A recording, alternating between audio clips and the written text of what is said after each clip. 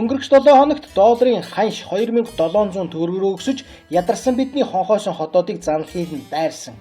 За тэгтэл Монгол банк 72 сая доллар гарган зарж долларыг 2 цагийн дотор 220 төгрөгөөр буулгаадахлаа хэмээн сайрхсан мэдээлэл цацаж дээгүүллээ.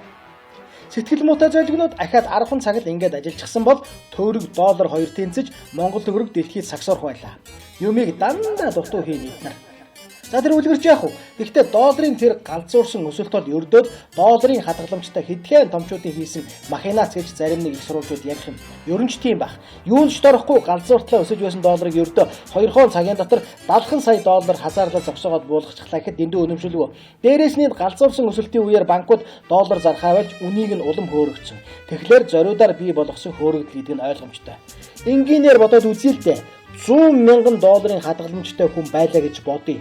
Доллар 2700 хүрсэн үед гаргаж зараад 270 сая төгрөгтэй болчихноо доо. За тэгээд 2 цагийн дотор 2400 төгрөг болтлоо буухаар нь буцааж доллар худалдаад авчихъя. Өнөө 100 мянган доллар нь 112500 доллар болж өснөө дөө. Зөрүүгээс нь 12500 доллар буюу бараг 30 сая төгрөг болоод аваа. 2 цагийн бизнес. За нэг ийм л юм болсон юм да ерөнхийдөө. Дашрын дурдхад долларын өсөлтийг засгийн газар анхааралтай ажиглаж байгаа гэж сангийн сайд чойж байгаа заналтай нарахгүй хэлээд авна лээ.